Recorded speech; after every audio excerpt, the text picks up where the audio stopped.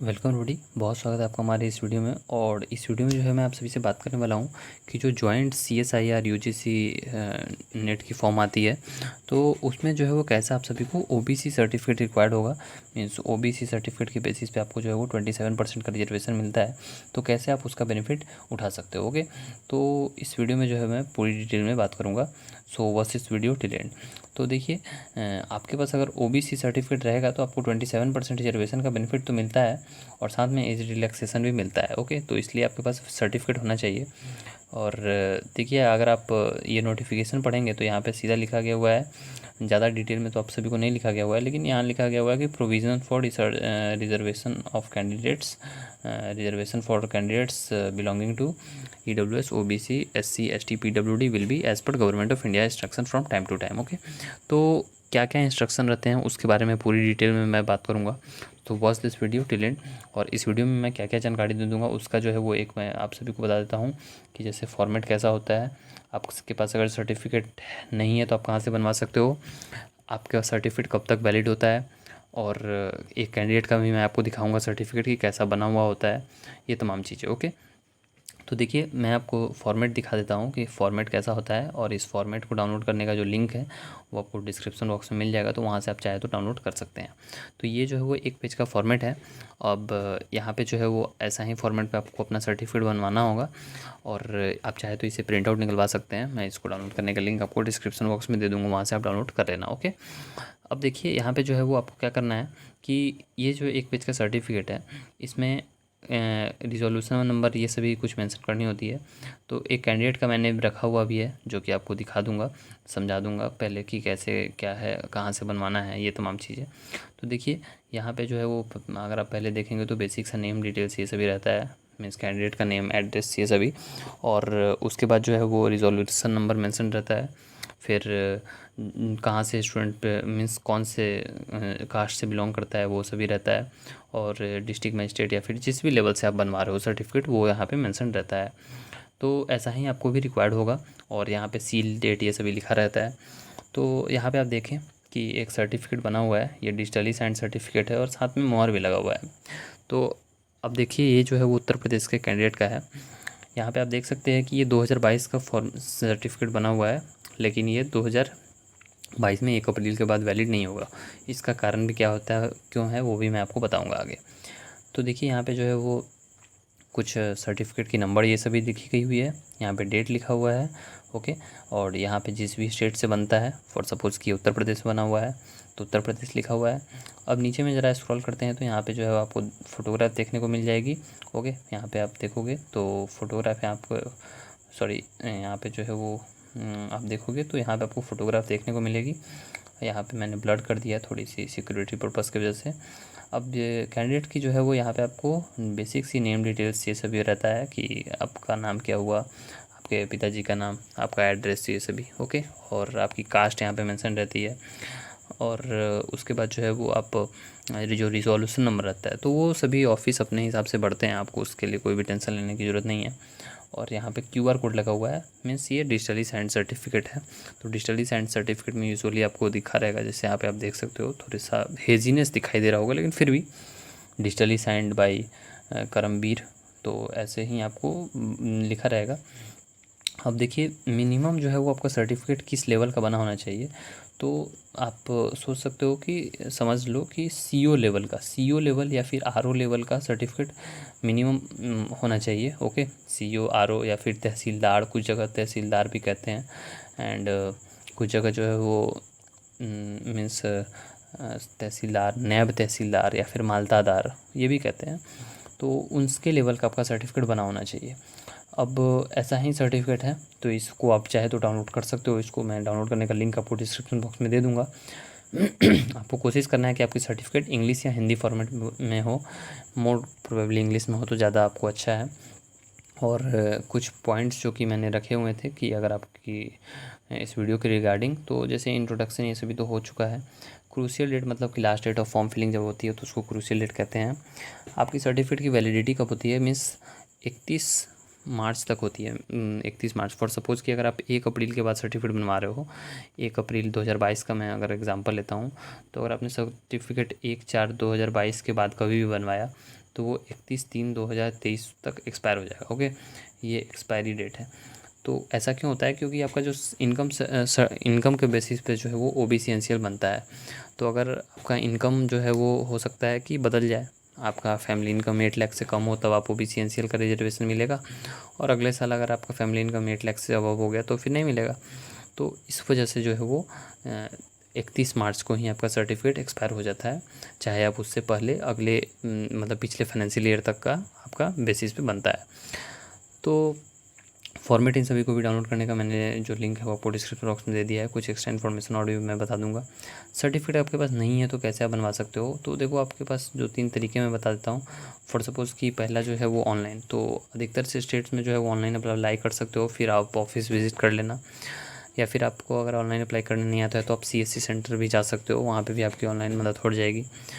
कुछ एडवोकेट्स जो हैं, चूँकि आपको लीगल डॉक्यूमेंट है तो वहाँ पे भी आपको हेल्प कर देंगे कि कहाँ से कैसे बनता है इस सभी चीज़ों में। ओके, लेकिन सारे एडवोकेट्स से आप उम्मीद ये ना रखें। और आप जो है वो डायरेक्ट ऑफलाइन भी जा सकते हो ऑफिस में, और वहाँ पे ऑफलाइन में जो है वो फॉर्म भर के ये सभी दे सकते हो। ओके, तभी आपका काम हो जाएगा। तो और हाँ, याद रखें कि ये इतना आसान नहीं होता है, मीन्स क्योंकि आपकी वेरिफिकेशन ये सभी शायद हो सकता है वो करें रेवेन्यू ऑफिसर या फिर सर्कल ऑफिसर, और अगर आपका गलत पाया जाएगा तो फिर वो कैंसिल कर देंगे। तो इस वजह से आपका सर्टिफिकेट इतना आसान नहीं होता है बन पाना, लेकिन आप फिर भी जो है वो कोशिश करना, अगर आपका बनता है तो फिर आपको ही बेनिफिट होगा। ओके, अगर आपके पास सर्टिफिकेट नहीं है तो ये मैंने बता दिया कि कहाँ से ऑफिसर में, सर्कल ऑफिस या फिर ब्लॉक जिसे कहते हैं, ओके, या फिर तहसील जिसे कहते हैं, तो वहाँ से मिनिमम आपका बनना होना चाहिए सीओ, एसडीओ, डीएम। तो उन सभी लियो का लेवल का सर्टिफिकेट एक्सेप्टेड है, लेकिन सबसे आसान होता है सीओ लेवल का बनाना। ओके, अगर आपके पास वैलिड सर्टिफिकेट नहीं है तो क्या करें? तो देखिए, वैलिड सर्टिफिकेट नहीं होगा तो फिर आपको ओबीसी का सीधा सा बात है, रिजर्वेशन नहीं मिलेगा। इवन अगर आपने कट ऑफ पार कर लिया है फिर भी आपको जो है वो रिजेक्ट कर दिया जाएगा। तो और हाँ, एक चीज़ और कि प्रोविज़नल और सेंट्रल एंड स्टेट गवर्नमेंट का मीन्स ये जो फॉर्मेट है ये सेंट्रल गवर्नमेंट की है, तो हो सकता है स्टेट गवर्नमेंट का फॉर्मेट अलग हो। स्टेट में सिर्फ कास्ट के बेसिस पे ही आपका रिजर्वेशन मिलता हो, लेकिन सेंट्रल गवर्नमेंट जो है वो कास्ट प्लस आपकी इनकम, अगर आप ओबीसी कैटेगरी में लाई करते हो फिर भी अगर आपकी फैमिली इनकम 8 लाख से ज़्यादा है पर एनम की, तो फिर आपको रिजर्वेशन का बेनिफिट नहीं मिलेगा। 8 लाख पर एनम से आपकी फैमिली इनकम कम होनी चाहिए, तभी आपको रिजर्वेशन का बेनिफिट मिलेगा। ओके, इस बात को ध्यान से समझ लें आप लोग। और आपकी जो फैमिली होती है उसमें उनकी इनकम में जो है वो आपका इनकम ऐड होगा, आपके माता पिता का इनकम ऐड होगा, और वो भाई बहन जो कि 18 प्लस हैं, जिनकी उम्र 18 साल से ज़्यादा है, उनकी इनकम जो है वो इसमें कंसीडर नहीं होगी। तो इस बात का आप लोग बखूबी ध्यान रखें।